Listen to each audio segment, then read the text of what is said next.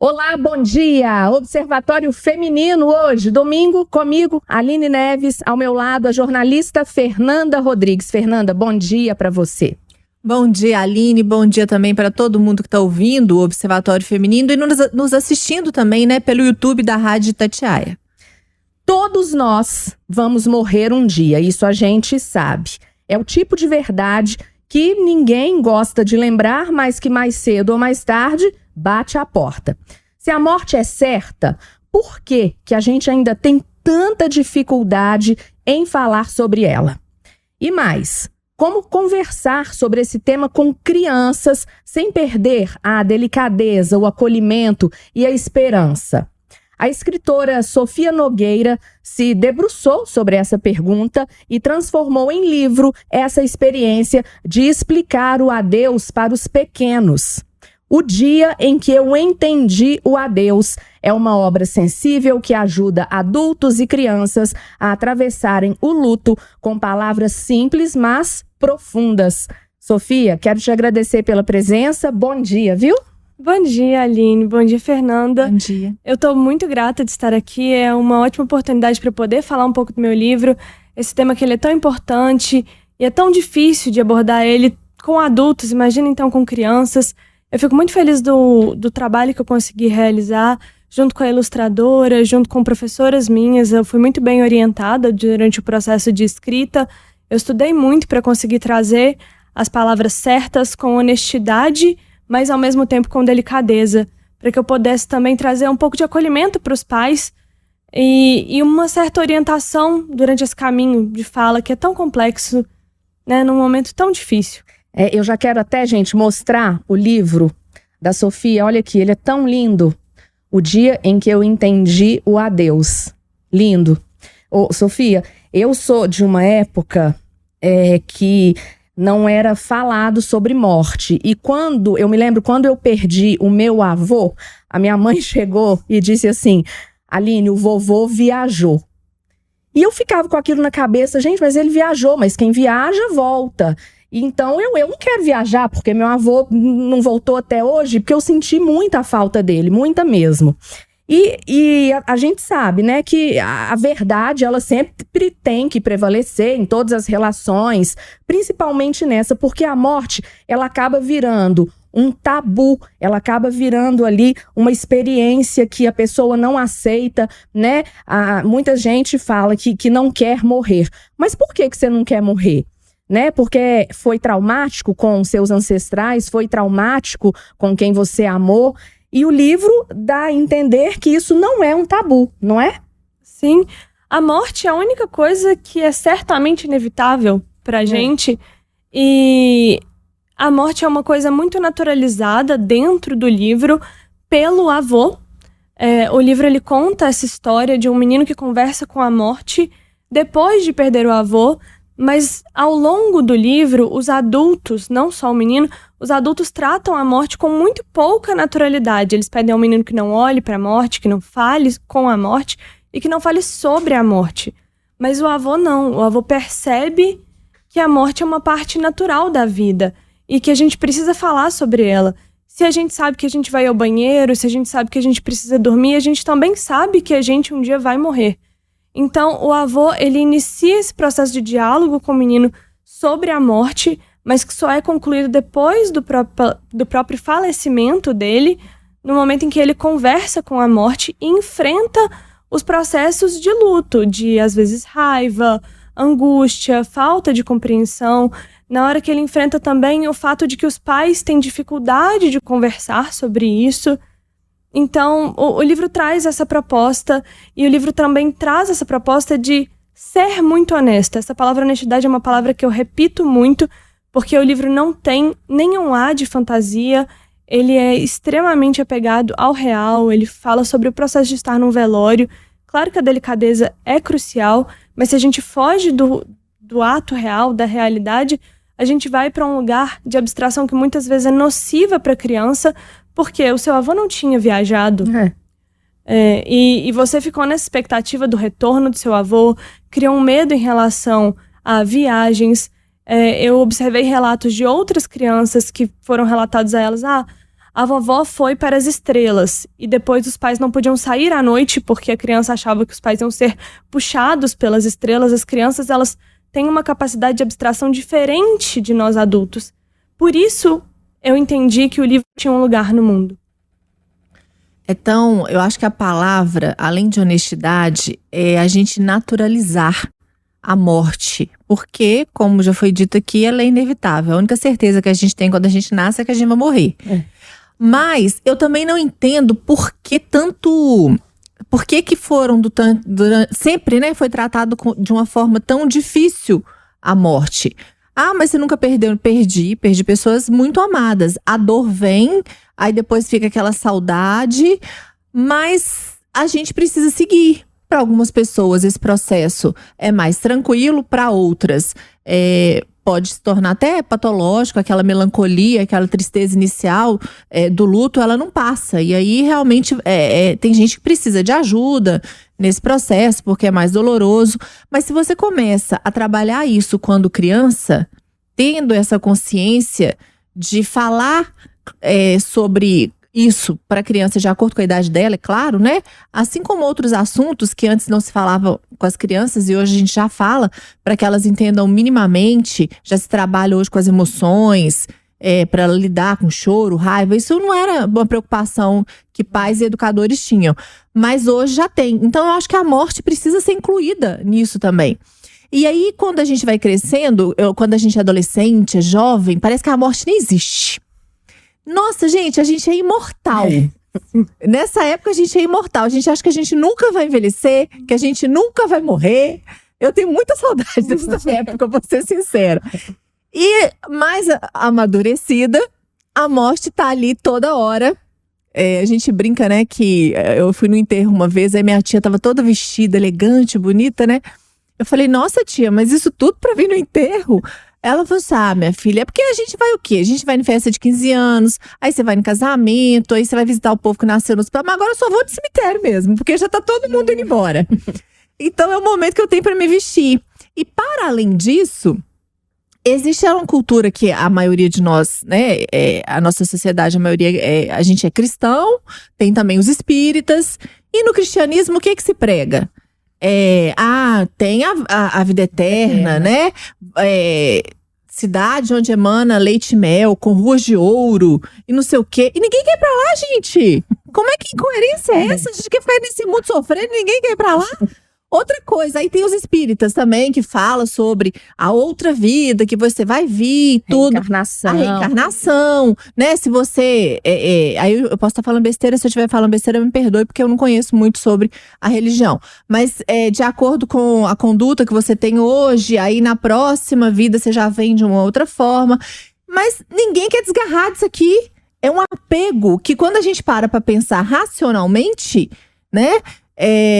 Isso causa uma dor que talvez ela precisa existir, ela existe, é claro, porque existe sentimento, a gente perde uma pessoa, a gente perde a convivência, a gente perde o toque, a gente perde o cheiro, faz muita falta. Eu já perdi pessoas muito próximas a mim, pai, irmã, então assim, é muito difícil. Mas eu tô aqui, eu tô seguindo e a saudade, ela fica pra sempre. Mas a gente precisa seguir e acho que a gente precisa falar de morte, né? Sim, a gente precisa falar de morte. E você estava falando muito dessa questão da associação da fé. Mas um ponto que eu acho muito interessante a gente abordar é que, sem a fé, a morte é o desconhecido. E o desconhecido apavora. O desconhecido assusta muito a gente. Quem nunca ficou apavorado ao ir numa entrevista de emprego, ao chegar em algum lugar pela primeira vez? Eu, quando cheguei aqui, estava um pouco apavorada. Então, assim, quando a gente vai fazer algo pela primeira vez, o medo é uma coisa natural. E a morte é um eterno desconhecido. A gente tem, muitas vezes, o apoio da fé, mas até mesmo a fé, em alguns momentos, cada um sabe o que tem no próprio coração. Mas do mesmo jeito que a fé tem os ideais de céu e de lugares de glória eterna, a gente também tem os ideais de inferno. A gente também tem os ideais de uma punição eterna. Nós conhecemos o nosso próprio coração muito mais do que qualquer outro. Então nós enxergamos o melhor na gente, mas a gente também enxerga o pior na gente. Então a morte também pode vir de um lugar de sou eu merecedor? Sou eu merecedora dessa glória? Será que eu não tô fadado a ir para algum lugar muito ruim?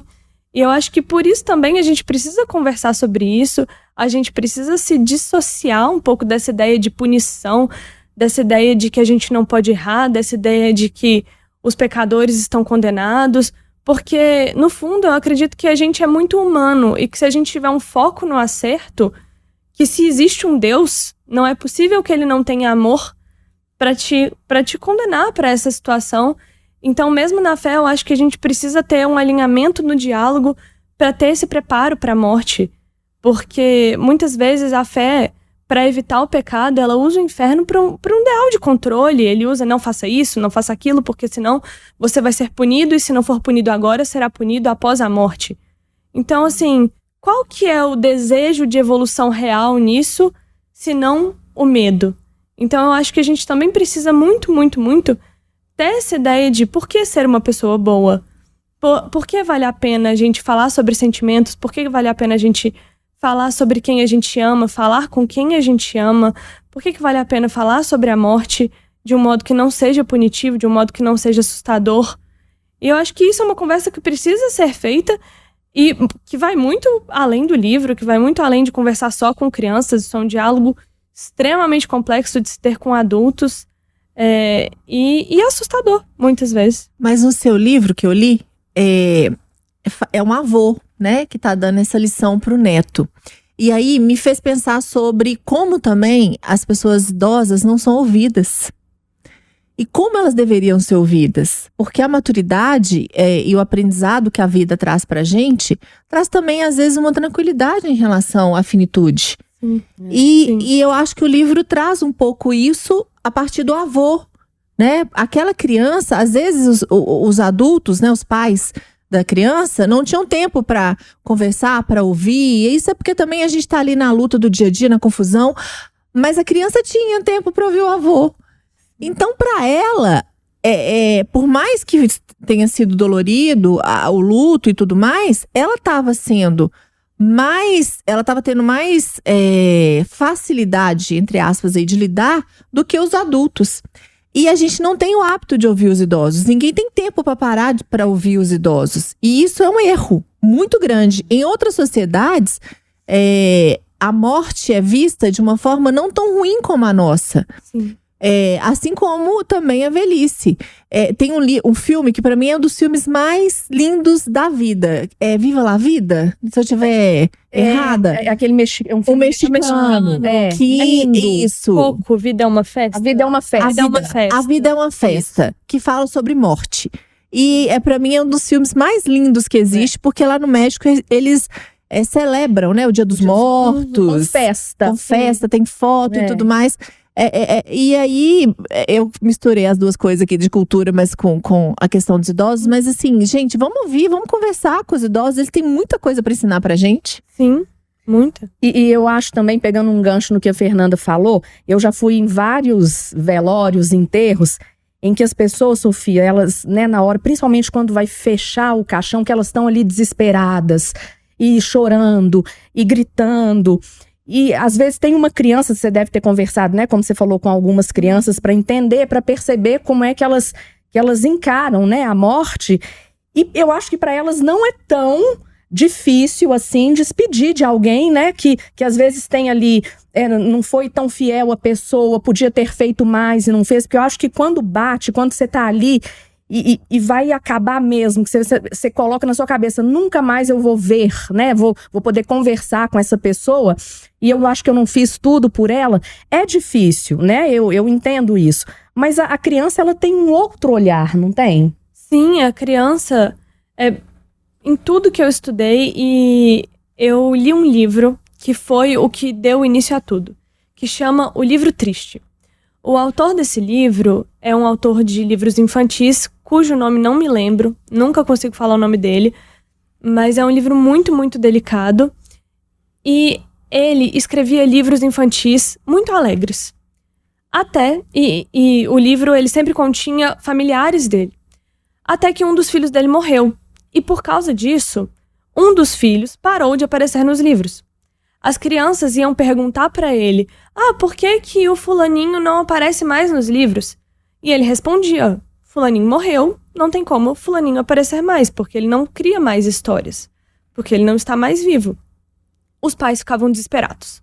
Regalavam o olho: ai, sinto muito, nossa, meu Deus. E as crianças: ele morreu de quê? Ai, como foi? E você tá bem? E o que aconteceu? Então as crianças, elas recebem a morte com muito mais curiosidade, com muito menos preconceito, com uma visão não pura, mas com os primeiros ideais. Elas ainda não sabem exatamente o que é, e muito do que é passado para elas é o que cria essa percepção sobre a morte. Você fala: em outras culturas existe-se uma outra visão sobre a morte. Exatamente porque é uma outra visão que é passada. Porque nós somos muito responsáveis pela visão que nós passamos sobre a morte aos nossos filhos, às crianças que estão ao nosso redor. A visão que a gente tem numa cidade grande, até de uma visão para o interior, bem interior mesmo, é muito, muito diferente. Então, eu acho que mais do que conversar, é também entender que a morte, ela é ruim na nossa visão. Ela é um fim trágico na nossa visão. E que se a gente conseguir preparar um terreno para que para as próximas gerações isso seja um assunto mais leve, às vezes a gente não vai se beneficiar disso, mas a gente tem que ter empatia, a gente tem que ter solidariedade para passar isso para frente, sendo que a gente reconhece isso como uma coisa boa. No interior, realmente é diferente, né, Nanda? Os velórios são feitos dentro das casas, né? E não é num cemitério, assim. Eu lembro que eu perdi um priminho de febre maculosa e o velório dele foi lá em Divinópolis, dentro da casa. E as pessoas estavam ali almoçando, tomando café e explicando para os mais novos também: olha, aconteceu isso com ele foi picado por um carrapato e faleceu, mas então agora a gente tem que tomar cuidado. E as crianças muito interessadas em saber o que ia acontecer depois, né? Ele morreu, e agora? Né? Agora onde eu vou buscar essa memória dele, né? Aí os pais, ele agora tá dentro do seu coração, né? Você agora vai conviver com vai sentir, vai doer no início, mas depois vai virar uma saudade boa, uma saudade gostosa, né? A gente vai poder rir das coisas dele juntos. Então, é também essa fase do luto, né, Sofia? Sim. Nossa, e eu acho que um dos maiores desafios de falar sobre o luto com uma criança é exatamente porque a gente não fala sobre luto, a gente não fala sobre morte até que aconteça. E nesse momento nós estamos feridos. Tá doendo na gente. Não dói só na criança. E muitas vezes esconde, né? Assim, no velório da minha irmã, eu era criança, então eu e meu irmão, a gente não foi no velório. E a gente vê muitos pais que não levam as crianças quando perdem algum parente mais próximo. Evita-se isso. E eu acho que o velório, para muitas pessoas, aquele momento, aquele rito ali, ele é importante. Que é uma despedida. Igual a Aline falou, cada lugar é de um jeito. No interior, eu acho muito bacana, porque existe, pelo menos, né, na cidade do interior que eu conheço, que eu já fui a velórios, existe ali na casa da pessoa e depois o caixão é carregado e as pessoas vão caminhando a pé pela cidade, como se para que a cidade toda possa se despedir daquela pessoa, né? A cidade inteira tá entendendo, igual no caso do meu avô. E no caso do meu avô foi o primeiro, e eu tava grávida, barrigão, de 7 meses. E aí quando eu vi o povo caminhando, eu falei: ô Gi, imagina, vai de carro, não? Eu falei: não, é a pé. E aí a gente foi caminhando naquele cortejo. Mas é muito bonito isso, assim. Eu tenho um certo preconceito com velório, confesso. Eu ainda brinco assim: gente, se eu morrer, vocês me jogam no mato? Não. Por quê? Porque, sabe, porque é muito sofrido, gente. É sofrido. É muito sofrido. E tem gente que começa num dia de tarde, vai enterrar no outro dia de manhã, sabe? Então, assim, mas é necessário. Eu admito que é necessário. Igual a gente teve a pandemia e não tava podendo ter velório. Sim. Nossa, era muito triste. É, muito triste. Nossa. Ô, Sofia, a gente tá caminhando pro final. Eu quero mostrar de novo aqui o livro da Sofia Nogueira. E me fala, quem quer comprar, onde vende, pode te procurar também nas redes sociais, como é que é? Sim, pode me procurar nas redes sociais. é @Sofia Nogueira Escritora, e o Sofia é com PH, igual tá no livro. Tem no livro também, mas felizmente o livro é muito fácil de encontrar. Se escreve o nome dele na internet, ele tá em diversas plataformas de venda, ele tá em várias livrarias. Aqui em Belo Horizonte, em todas as livrarias que eu fui até hoje, ele estava lá. E eu sempre passo, deixo um autógrafo, então às vezes você ainda pega um autógrafo surpresa. Ai, que bom. Ô, Sofia, eu queria te agradecer, então, gente, um livro necessário aí para quem tem uma criança em casa, né, que não deixa isso virar um tabu, né, Fernanda? Não deixa isso, né, falar mentira. A morte, ela já é doída demais, mas vamos fazer isso de um jeito mais fácil, né, porque vai acontecer com todo mundo, não tem jeito, né?